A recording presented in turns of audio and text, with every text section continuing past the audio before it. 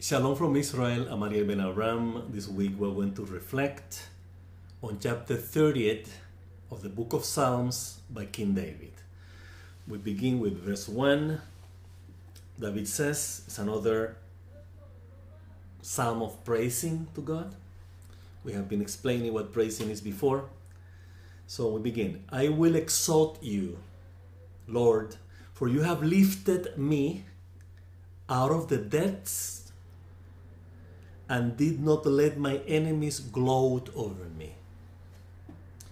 David is thanking God. This is a praise of thankfulness, of gratitude to God. He's saying, I'm in the depth, I'm in darkness. You brought me up to light.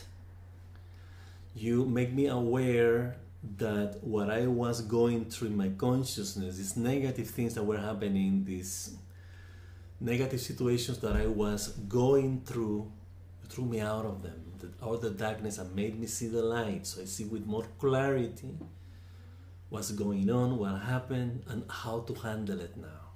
That's what David is saying here. And you are not allowed, God, to make my enemies laugh, be satisfied with my disgrace. This is not about, oh, they are there, I'm here. I was under the dominion. They were punishing me. I was suffering with them. And they were happy to make me suffer, to make me under the dominion. You didn't let that happen, God. That's the part of the rescue, by the way. So David is saying, you don't let them be happy to be oppressing me, to keep me in their darkness or in the darkness. So David is ascribing, is giving God, is acknowledging God's compassion to take him out of the negative trends and traits in consciousness that we see reflected in our physical enemies. We believe in reflections here. We believe that when we reflect in our reality, what we see in our reality is a reflection of our state of consciousness. So we have to be careful about what we see, what we have, what we are, because that is exactly what we're going to get. We know that, by the way. This is not an abstract, esoteric, difficult. We know that. We know that if we will with goodness, we attract goodness. We're loving, people will respond to our love. If they are able to, obviously, to bond with our love and understand what love is, what goodness is. If they don't, no matter how good we are, they don't want to get it. They don't want to do anything for us. They're going to do evil to us. But we're talking about in the ideal, normal, natural settings of love. You smile to someone, it's a high likelihood that the person is going to smile, especially if you do it with love, with goodness. It's a genuine smile. It's like you are saluting the goodness when you say hello, when you smile at them. It's like I see your goodness, I smile, and it gives me joy to see the goodness in you. That's what it is. That's the salutation, by the way. That's how we salute. Greet other people. Verse 2. Lord my God, I called you for help, and you healed me. David is again acknowledging that God is our source, that we breathe, we feel, we think, we create, we invent. Thanks to Him. He's the one who makes us feel this way, who makes us think, who make us do everything. But then we have to understand that our thinking, our feelings, and our doing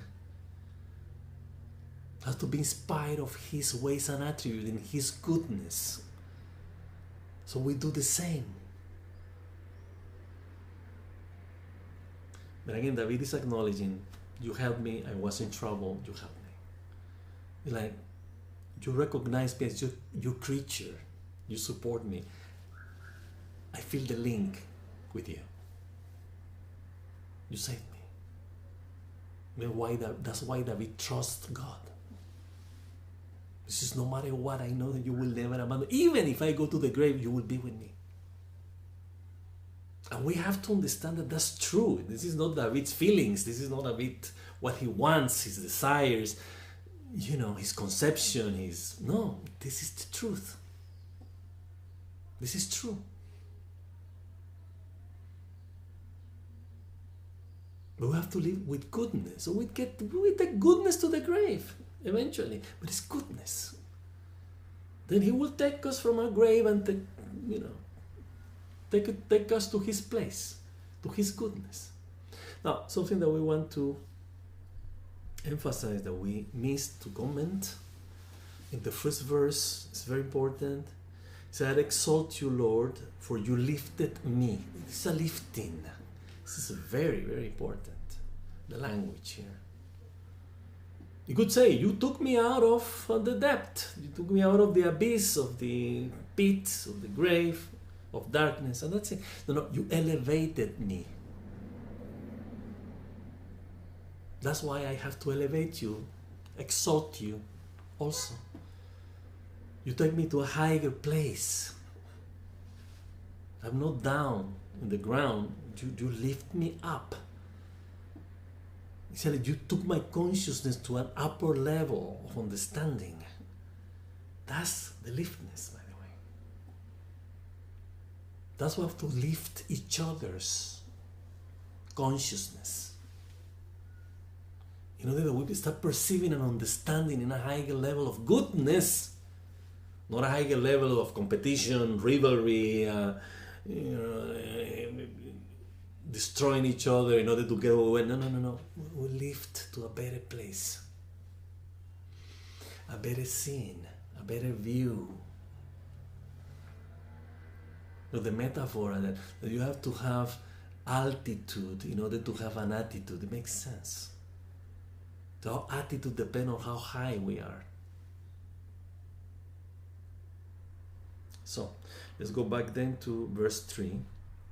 You, Lord, brought me up from the realm of the dead. So he's talking about levels. David is talking about levels. There's a level of consciousness in which we are dead. That's when we live in egos, fantasies, and illusions. We live our wrath, our haughtiness, our envy, our greediness, our coveting. That's the pit, that's the grave. Our life is meaningless. Then God lifts us up. When we reach out to goodness, it's a higher level of consciousness.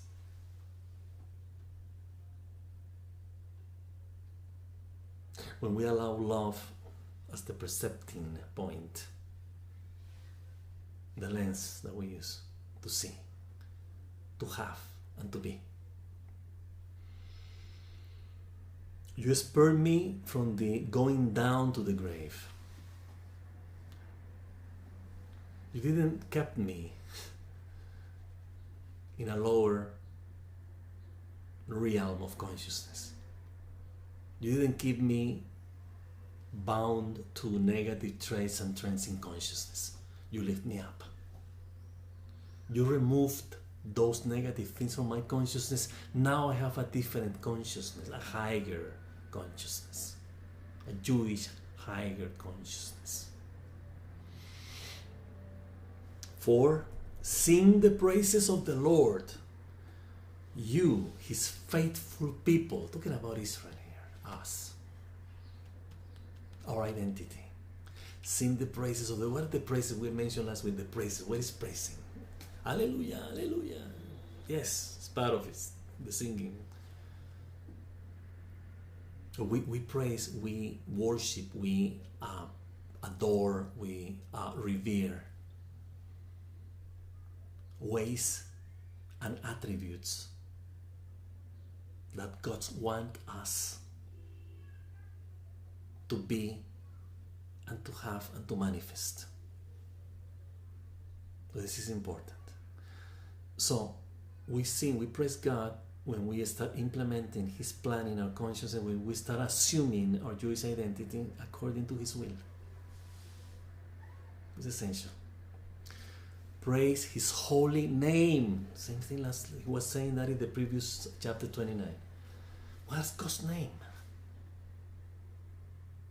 His ways and attributes, the way He identified Himself to us. His attributes, His ways. This is His name. His majesty, His glory, His power, His strength. David is repeating, we have to repeat. It's very important. For His anger lasts for a moment, but His loving kindness, His favor lasts for a lifetime, forever. So what are we talking about God's anger here? We have talked about this in the blog and in the videos many times, but we're going to do it because David is talking about God's anger. Is God angry? No. Is God happy? No. No. He's not a human being. Baruch Hashem. So, when the Torah is telling us about God's jealousy and anger and wrath, it's talking about distance separation. But in those terms, it's like God is making a distance between you and I. It probably wasn't that clear. I was just angry with you. When we get angry, we separate from what we don't like. But that's why we're angry. Well, in psychiatry, it's called neurosis. We don't want to associate with what's around. Oh, that guy is a neurotic. He doesn't like what's going on around. He's angry. The problem is why? Why are we angry with our immediate surroundings, with our immediate reality? What is wrong that keeps us angry all the time? Things don't go the way we want. Now, are we saying that God is angry because we are not doing His will? Yes. It's not that He's angry. It's like He asks us, do this, this is good for you. Choose the blessings. Choose goodness, choose life, choose happiness. I will be with you if you choose that, says God. But then we go with the idols, with the mistresses, with the horse, with that the prophets talk about. Then what happened when we're married? It's a marriage between God and Israel, we know that. And when the wife and he's the husband. What happened when the wife, Israel, goes with another lovers and whatever? What happened with the husband? Get angry, jealous, and he separates. It's not that he's separating. We separate from him by going to the lovers, to the idols, other gods. That's God's anger. It's the distance, separation. That's why in Psalm 90, eventually, Peshat Hashem, we will get there. David actually attributes this Psalm 90 to Moses. Moses said, our fear, again, we have to understand fear as reverence, admiration, respect, is, paraphrasing, is directly proportional. I'm sorry, your anger, he said, your anger, says Moses to God, is directly proportional to our fear of you, to our reverence of you, to our admiration or respect of you. Of course, it's directly proportional. The more we love him, the shorter is the distance. In this case, the distance, the separation, is the anger. It's what separates us. We are separated, not him. But of course, we have to understand that we have a relationship. Then the Torah has to tell us, hey, he's angry because you went with other idols. He said, with your anger, we're consumed, and with your wrath, we're destroyed. Of course. When we separate and create distance and separation, anger and wrath is that distance and separation. They complement each other. They're part of the same. It's the same feeling, the same emotion. We're destroyed when we're separated from God. What is the separation from God? Separating ourselves from God's ways and attributes. The goodness of love's ways and attributes. To start living in ego's fantasies and illusions and the negative trends and traits in consciousness. That's God's wrath, by the way. And we know that. He's not an old man who is angry every time that we make a sin, commit a sin. No. So, after clearing this, for his anger lasts only a moment, meaning we create distance, but he's with us. Oh, you choose to be this way, I will be with you. You're my creation, you're my people, I love you. Yeah, but I'm choosing, I don't want to be with you. I want to be with my idols, with my ego's fantasies and illusions, with my sophistication, glamour, consumer society, light culture, political correctness, whatever. Social status. He said, I'm still with you. That's what it means. Why the anger would last a moment? That's what it means. It's a metaphorical way, it's a rhetorical actually way to put it. Meaning that he's not angry. In the 13 attributes of compassion that we read, when we say the Tahanun every morning, Exodus chapter 34, verse 6 and 7. 13. You say, slow to anger and abundant in loving kindness and truth. So, in our book, God's Law, we say, what's going on with slow in anger? I mean, you either are angry or not angry. So the idea, again, is a way that he's telling Moses about his attributes. If he's loving kindness, love is full of loving kindness, abundant in loving kindness and truth, graceful, compassionate, forgiving, how come that he's slow to anger? I mean, there's no anger in him. So you say slow to anger, meaning these attributes prevail on me, says God. He says, if ever you believe, you perceive that I'm angry with you, the rest of the attributes are the prevailing attributes of myself, says God. That's what he said. Otherwise, why would he say slow to anger and abundant in loving kindness and truth, and he forgives for the 2000 generation and he cleans sin? So we're talking about God's love. That's what it is. Now we have to be careful. It sounds like, oh, it's pretty unconditional. Huh? Be careful with that. Maybe it's like the air, it's like the sun of the light of the sun, it's like the moon, it's like the water, we cannot live without him, but it's unconditional at the same time. Sounds like that. We have said this before also.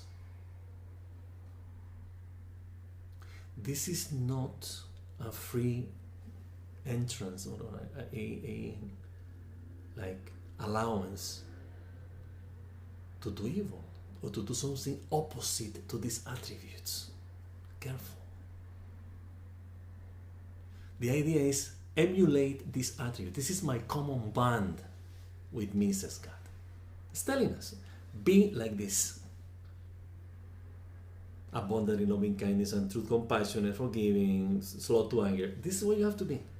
So we relate, we have a common bond, a common identity, common values, common ways and attributes. So when we're talking about God's anger, He's not angry at all. But our closeness depends on our own anger.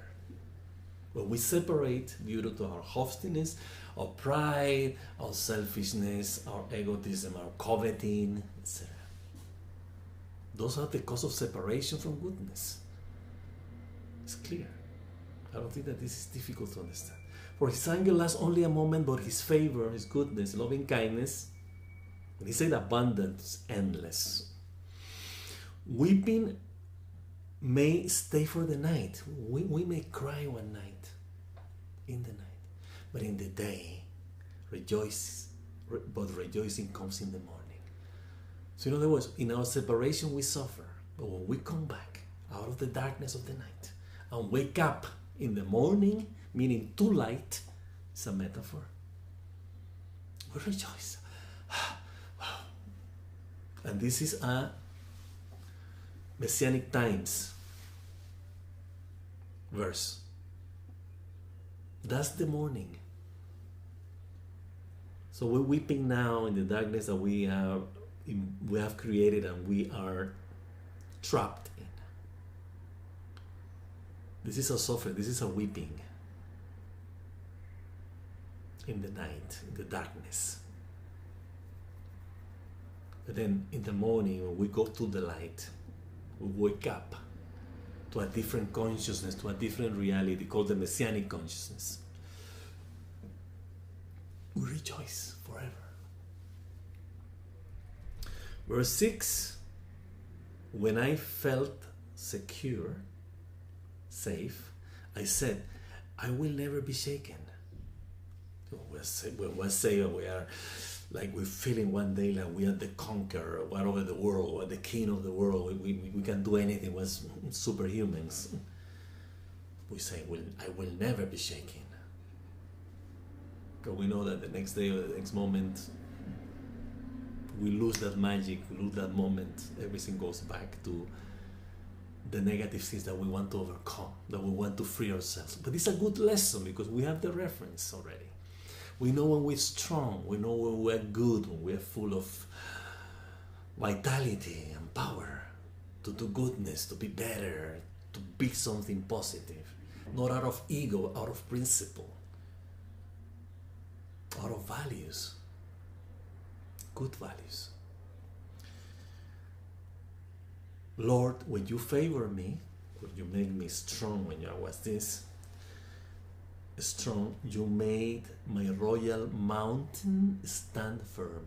It's like this level of consciousness that is this crown. My royal mountain. What is the royal mountain? The Temple of Jerusalem. When the king in our consciousness, the ruling principle, the reigning king that we have, which is goodness, which is God's love, enthroned, reigning.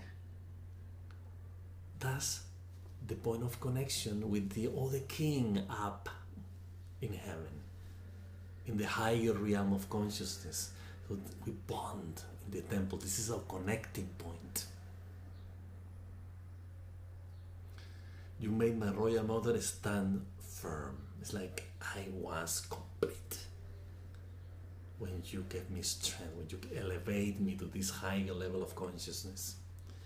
But when you hid your face, what is God's face? Does God have a face? No, He doesn't have a face.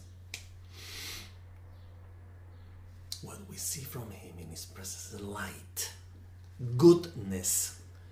It's nothing abstract, it's very concrete. God's love. When you hid that from my consciousness, I dismayed. Of course.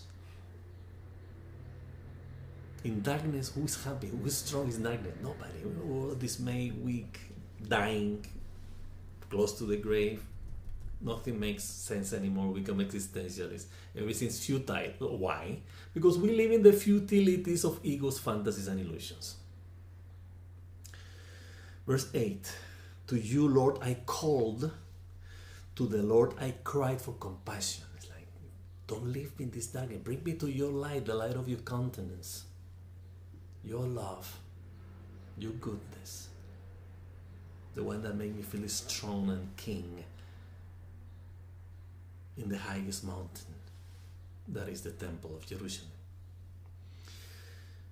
Verse 9. What is gain? What I have gained if I am silenced? If I go down to the pit? We read this chapter every morning in our morning prayers in Judaism. Also, yesterday, verse 29 for Shabbat, chapter 29 for Shabbat. This is daily. Chapter 30. What do I gain if I'm silent? If I go to the pit? to the pit, to the grave. David is very smart. This is one of the smartest reflections, prayers of David. It's like, if I'm dead, if I'm trapped in ego's fantasies and illusions, if I'm trapped, entangled, trapped in negative trains and trends in consciousness, how am I going to praise you? I'm dead. So he says, will the dust praise you? So David is comparing himself to dust. He's like, I'm dead. So get me out of this darkness. Get me out of this grave. Get me out of this nothingness, this fantasy that make me dead, so I can praise you. That's what he says later. Will it proclaim your faithfulness? Hear, Lord, and be merciful to me. Verse 10. Lord, be my help. You're like, free me from the negative aspects of consciousness, and then I will praise you. I will be good. Goodness will be the reference. Goodness will be our common bond. I will be free. Please free me from this. We have to ask this every day. We have to. Every moment. The moment that we're trapped in an illusion, a fantasy, ego's fantasies and illusions, we have to ask this, I cannot praise to you. I cannot pray. I cannot do anything good because I can't. So what is the point of me living if I can do goodness? If I cannot emulate you, fulfill your plan, your will. Verse 10, hear, Lord, and be compassionate to me. Lord, be my help. So get me out of it. Remove what is not good from me. All these psalms are about this, by the way. But they're said in different ways with different metaphors every time. It's like the prophecy. All the prophets say the same thing. No idolatry, no fantasies and illusions, no negativity. You just forget about that, go back. That's the only way that we get the redemption. And it's a repetition again and again and again. The same thing here. So let's pay attention. At some point, one time, one chapter will make click. It's like, finally I got it. So what's worth the repetition? It is worth the repetition. The reiteration, the reaffirmation of the same principle. That we want the oneness with God. And we want to live in the goodness, His goodness, in every aspect and dimension of life. Verse 11, you turn my wailing, my crying, into dancing. You removed my sackcloth and clothed me with joy. Because it's light. Goodness. Verse 12 and final, chapter 30. That my heart may sing your praises and not be silent. It's like constantly be praising you. My praise is always in my mouth, he would say in another verse, in another chapter. That's the idea, to keep this, make this bond permanent, constant in our consciousness. We don't go away, astray in this path. We go straight. There's no distractions on the sides. Focus on the goodness all the time. That my heart may sing your praises and not be. Sing your praises is like be the goodness that you want me to be, to implement, to manifest, to do. That's the praise. And not be silent. Say it. Acknowledge it. Recognize that. Thank for that. Lord my God, I will praise you forever. And the second is a messianic verse. The messianic era is forever. I will be praised forever. Our connection with God will be eternal. Our knowledge of God will be endless. And we will praise in Him forever. We will be His manifest goodness in the material world, in a physical body. Okay, so with this, we finish our reflections on chapter 30th of the book of Psalms. As usually, we wish you a really, really abundantly blessed week full of joy, rejoicing, praising of God. Shabbat Shalom, and until next time.